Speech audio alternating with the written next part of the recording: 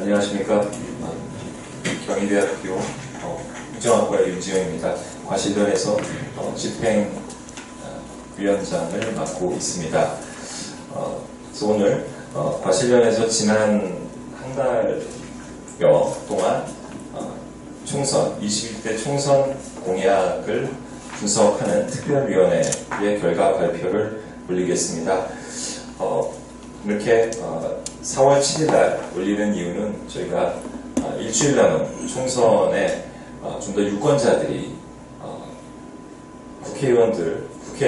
국회의원의 후보자로 나오신 분들과 또 당의 공약을 정확하게 파악을 하시고 그다음에 투표에 합리적인 또 그다음에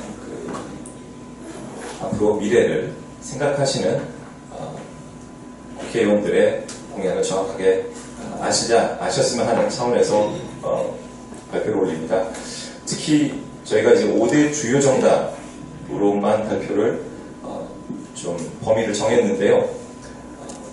그 이유는 혹시 근본 총선에 등록한 정당 개수 아십니까?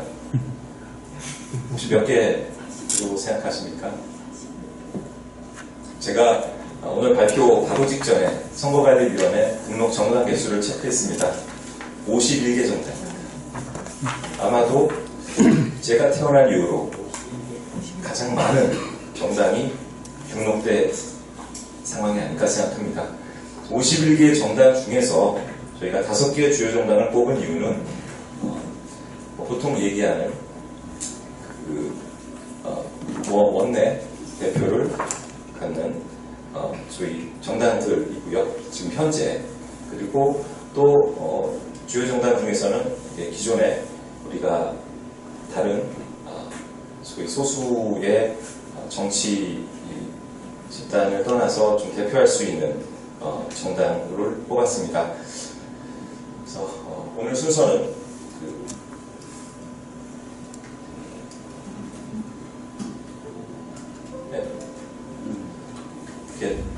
먼저 정당별 10대 공약을 말씀을 드리고요. 그리고 그 10대 공약의 정책 분야별 우선순위를 간략하게 요약해 드리겠습니다. 그리고 나서 과학기술 관련 공약 비중이 어느 정도인가 말씀을 드리고 과실련에서 저희가 온라인 설문조사를 했습니다. 설문조사 결과를 말씀드리는 것으로 오늘 발표를 마무리하겠습니다. 정당별 10대 공약을 저희가 선택한 이유는 각 정당과 후보자들이 선거관리위원회에 공식적으로 올리는 공약 내용이 있습니다. 그 공약이 10대 공약이고요. 그 이외에 다른 소위 공약이나 또는 언론상에 나오는 것들은 사실 공식적인 공약이 아닙니다. 그래서 저희는 공식적인 공약을 대상으로 분석을 했습니다. 주요 정당으로는 첫 번째 이제 더불어민주당, 올해 현재 여당이죠. 그리고 이제 미래통합당, 제2야당, 가장 많은 의석수를 갖고 있는 제2야당입니다.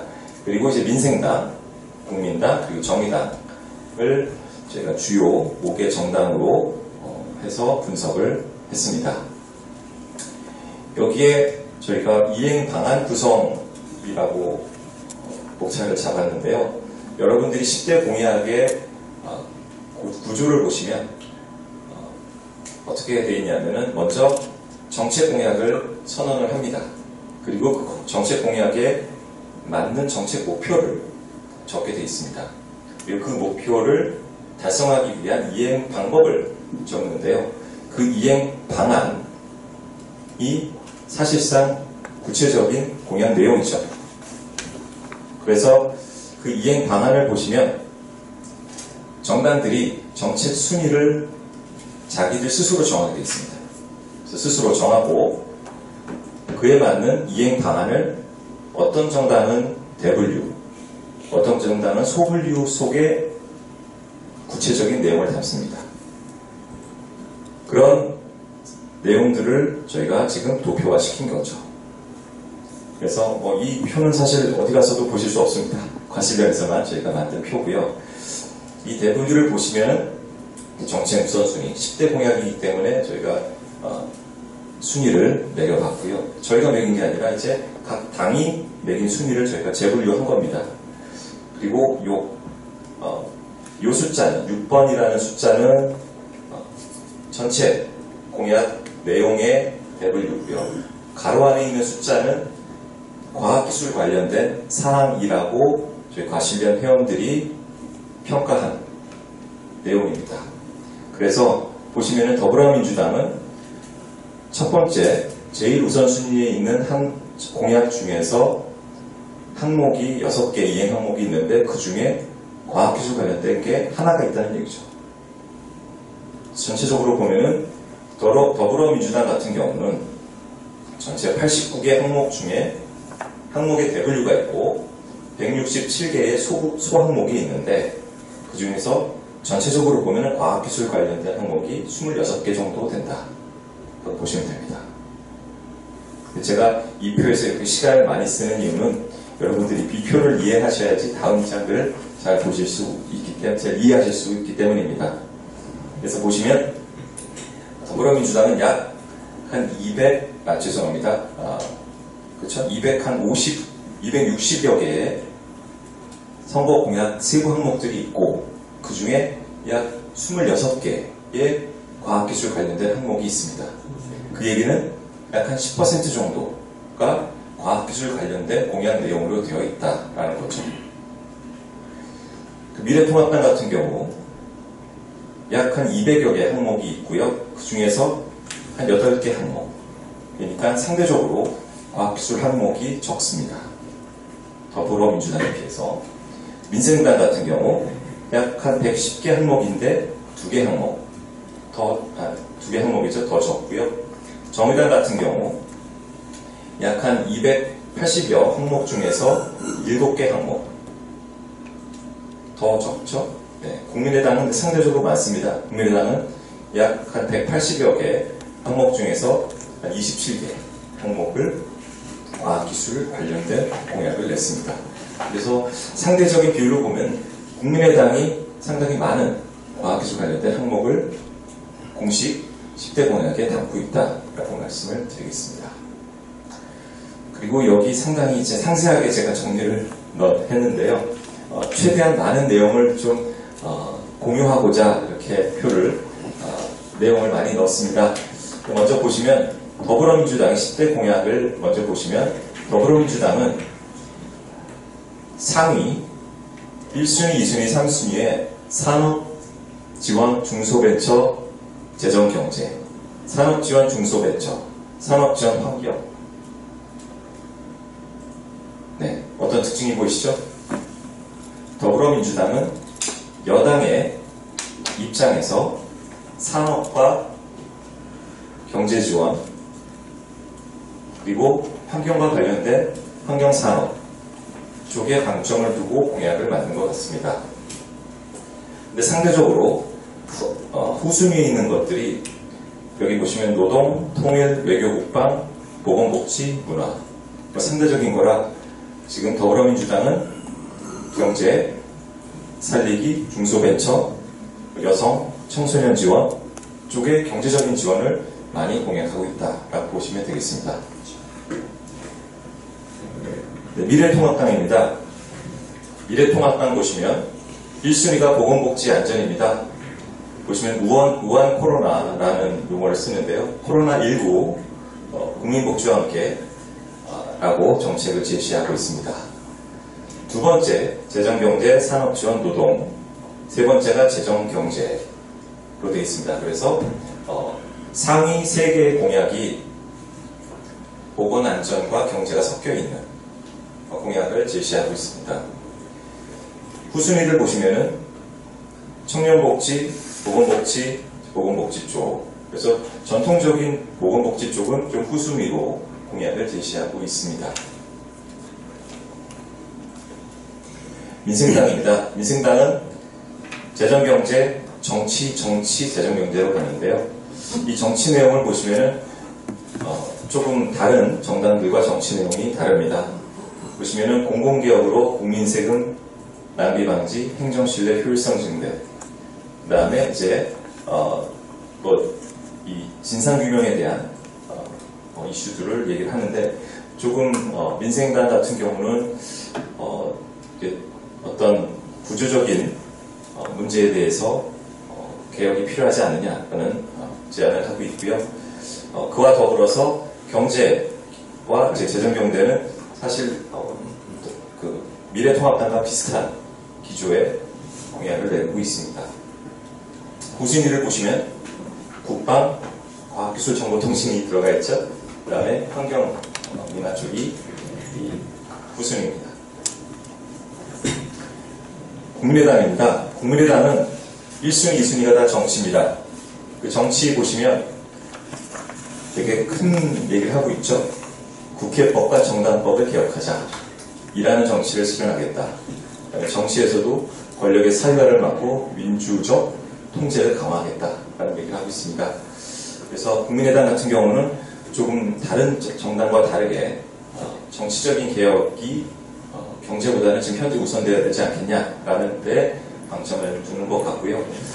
경제복지 부분이 좀 후순위에 들어가 있습니다. 그리고 이제 노동사회가 이제 마지막에 자리 잡고 있습니다. 마지막입니다. 그 정의당 같은 경우는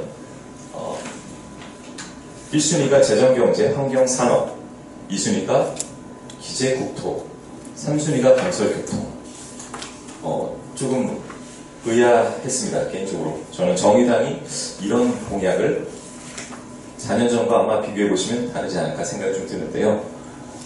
정의당이 경제 살리기 쪽에 공약을 제시했는데 그 세부 내용은 조금 다릅니다. 그린 뉴딜로 한국 사회에 대전하는 유자, 그러니까 환경 친화적인 얘기를 하고 있고요. 건설에서도 부동산 특기 근절, 서민 주거 안정 같은 얘기를 하고 있습니다. 그래서 어떻게 이제 처음에 정책 목표를 잡느냐와 이행 방안은 조금 다를 수 있지 않겠느냐라는 생각이 들고요.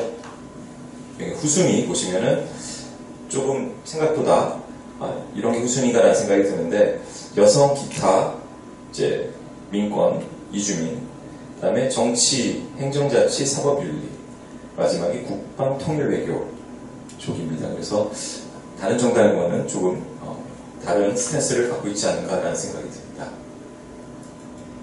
네, 그래서 저희가 정책 우선순위를 좀 정리를 해드리면은, 더불어민주당과 정의당이 정책 우선순위의 제목 면에서는 유사한 지금 방향에 서 있고요.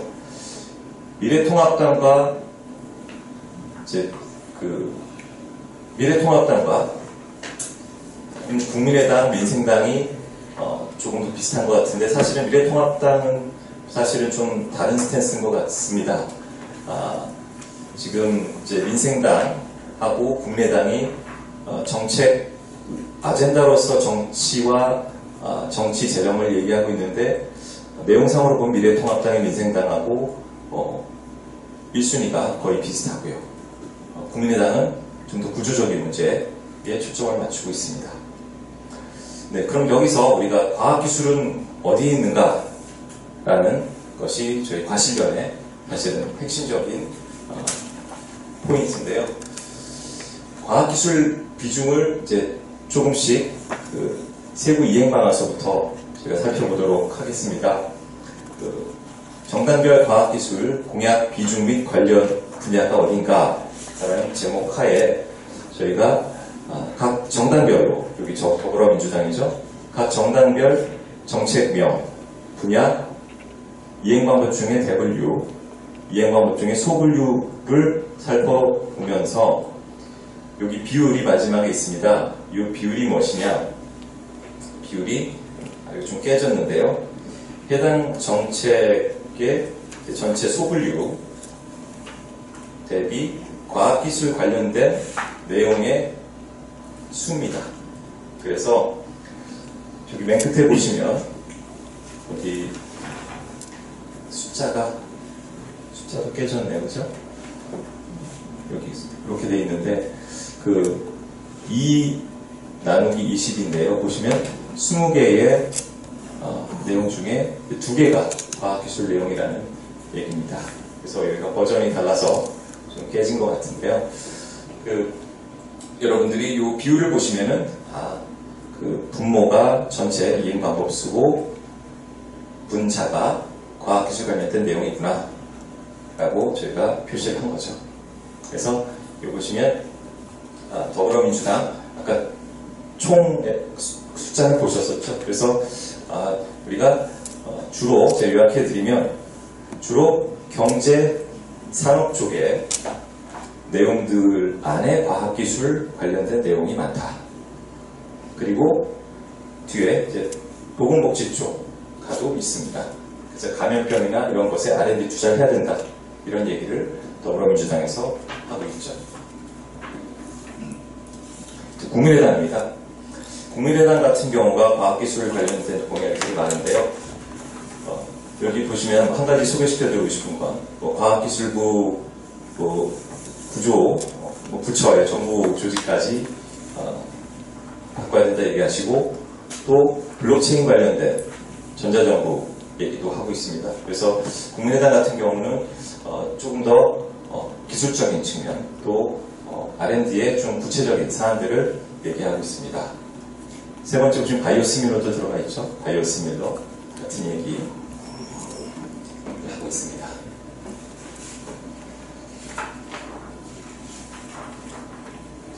그리고 나머지 미래통합당, 민생당, 정의당은 과학기술 관련된 공약수가 적어서 같은 표에 넣습니다. 여기 보시면은 미래통합당 같은 경우 구체적으로 백신 치료제 개발, 국제 공동연구, 그 다음에 기업의 생산성을 높이는 안전시설 투자와 R&D 투자, R&D 투자에 대한 세제 혜택 같은 걸 얘기하고 있고 또 성실 실패에 대한 우리가 정부가 좀 인정을 해서 좀 더 도전적인 R&D를 할 수 있게 하자라는 얘기로 마무리를 하고 있고요. 민생당은 블록체인 얘기를 좀 하고 있는데요.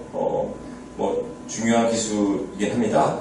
네, 그래서 이렇게 하나의 공약이 들어가 있습니다. 정의당도 4개의 과학기술 관련된 공약이 있는데 보시면 정의당은 재생에너지에 좀 방점을 더욱 두고 있고요. 그리고 에너지에 대한 혁신을 일자리 창출과 연계를 하자라는 얘기를 하고 있습니다. 그리고 더 나아가서 국방에 관련된 고위험 핵심 연구개발 사업 같은 것도 지원을 하자라고 해서 정의당 같은 경우 당의 정책 방향과 맞는 과학기술 관련 공약들을 내고 있다고 평가를 하고 싶습니다. 네, 이 정도로 일단 우리가 선관위에 등록된 주요 5개 주요 정당의 10대 공약을 정리해 올렸습니다. 저희가 과실련에서 실시한 설문조사에 들어가기 전에 혹시 질문 있으면 질문을 받도록 하겠습니다.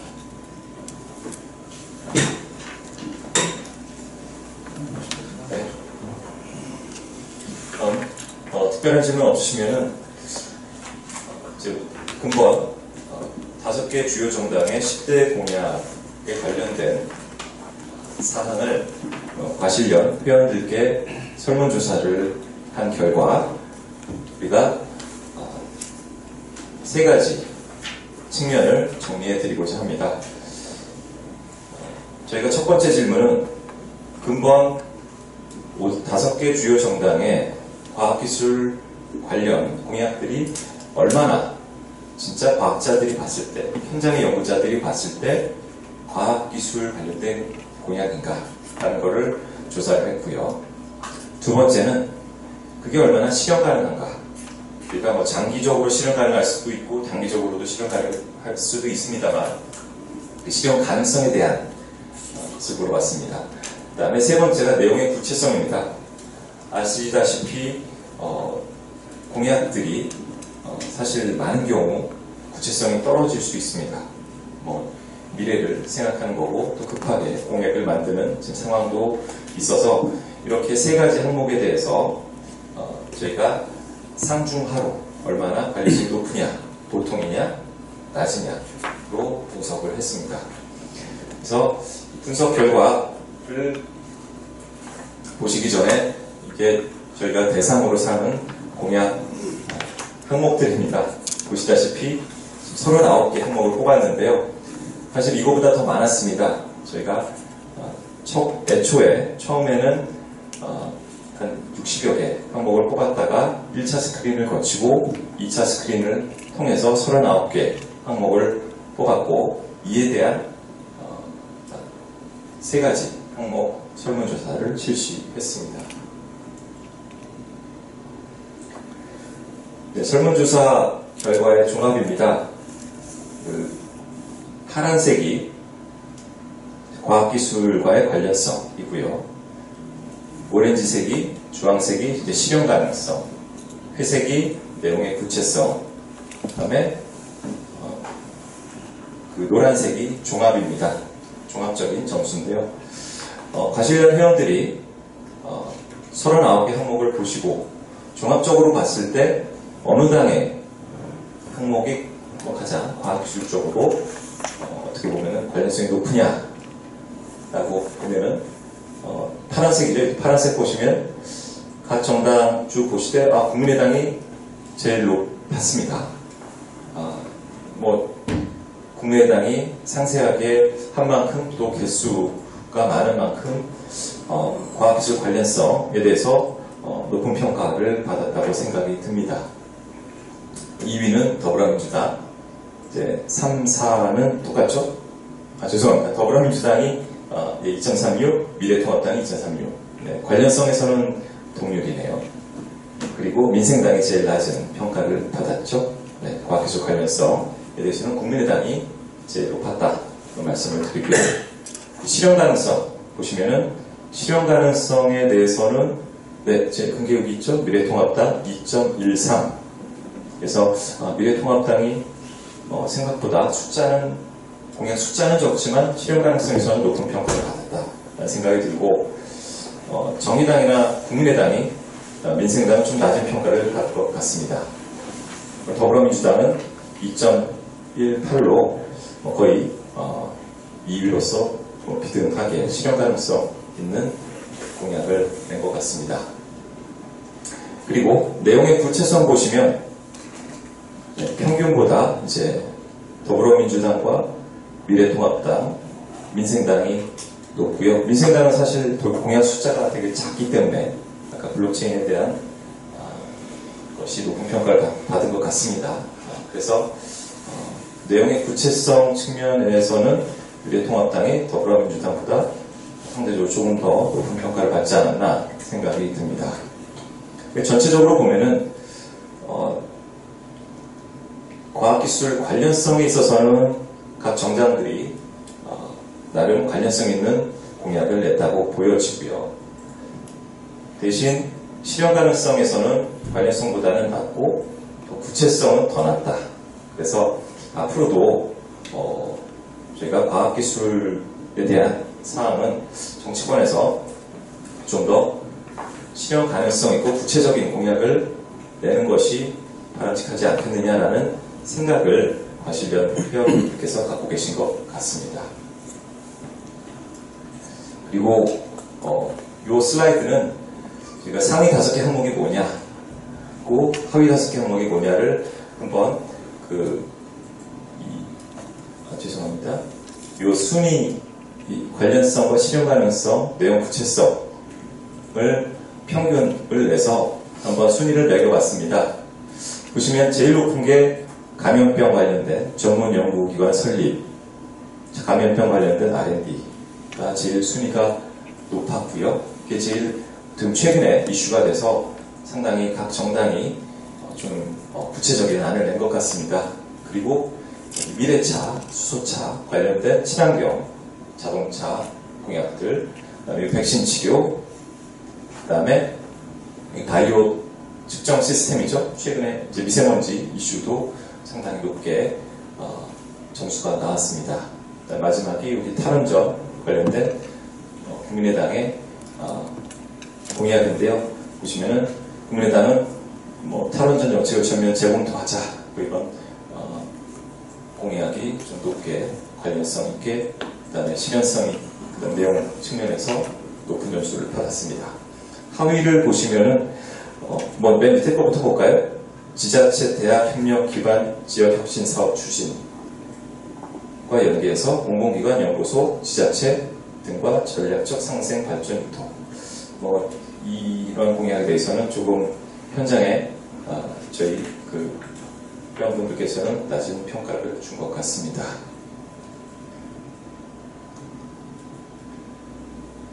과학기술 관련성 측면에서만 보게 되면은 관련성 측면에서 좀 높게 점수를 주신 분들이 주신 항목이 과학기술부 산업부 부처와 국가영양 총집결해서 치료제 개발하자. 그래서 최근에 코로나19에 관련된 공약이 제일 높게 나온 것 같습니다. 그리고 여기 AI와 그 다음에 지금 신재생 에너지 관련된 에너지 전환 정책의 재검토 이슈가 올라왔고요. 또 이제 IoT 관련된 것도 과학기술 관련성이 높다라고 평가가 됐습니다. 또 하위 5개 항목은 콘텐츠 정책 이건 좀 너무 광범위한 공약이고요. 또 밑에 보면은 타다공진법 폐기도 조금 낮은 것으로 나왔습니다. 그리고 실현 가능성 측면에서 감염병 백신 미래차 환경 것들이 많이 나왔고 또 R&D 업종 특성을 고려해서 유연한 근로시간 제도를 마련했으면 좋겠다라는 것이 이제 실현 가능성에서 좀 많이 높이 나왔습니다. 그리고 좀 실현 가능성이 낮은 것으로 평가된 항목들은 창의교육을 혁신 역량 키우고 이거는 너무 광범위한 공약이라서 그런 것 같고요. 대신 여기 보시면 인공지능에 지배받는 국민이 아닌 인공지능을 지배하고 컨트롤하는 인재들로 양성하자. 인공지능 인재 양성 이슈인데 좀 너무 감성적인 그 공약이라 실현 가능성이 낮은 걸로 나오지 않았나 생각이 듭니다. 그 내용의 구체성을 보시면은 사실은 아까 실현 가능성과 사실 거의 순위가 비슷하고요. 하위 내용을 보시면은 다 비슷한데 여기 보시면 1년에 10만 명씩 10년간 100만 명의 AI 인재를 키우자 이런 것들이 이게 얼마나 구체적이냐 좀 문제가 있다고 생각하신 게 아닌가 생각이 들고 기후변화 관련된 에너지 전환도 좀 내용이 더 구체적이었으면 좋겠다라고 내용이 인식이 조사된 것으로 생각이 듭니다. 그래서 마지막으로 저희가 설문조사를 하면서 공약의 과학기술적 관련성이나 실현 가능성이나 내용의 구체성을 평가하신 후에 과실련이 앞으로 이런 공약을 봤을 때 어떠한 역할을 했으면 좋겠는가라고 저희가 오픈된 주관식 설문을 여쭤봤고요. 거기에서 두 가지의 이슈로 저희가 설문이 정리될 수 있을 것 같습니다. 첫 번째는 이제 모니터링과 정보 제보 이슈인데요. 여기 유튜브 얘기도 나오고 여러 가지 모니터링 얘기가 나옵니다만 과실련과 과실련 회원들이 보다 적극적으로 정책의 띵크탱크로서 역할을 하는 것이 필요하지 않겠느냐라는 의견이 있었고요. 또 죄송합니다. 모니터링을 해야 되겠다라는 얘기가 있었고요. 두 번째로는 보다 적극적인 정책 참여, 띵크탱크로서의 역할을 얘기를 하고 있었습니다. 그래서 모니터링과 적극적 정책 참여로 과실련 회원분들이 과실련의 역할을 또 앞으로 바라고 있고 또 그런 역할을 했으면 하는 인식을 갖고 계신 것 같습니다. 네, 이상으로 발표를 마치겠습니다. 감사합니다.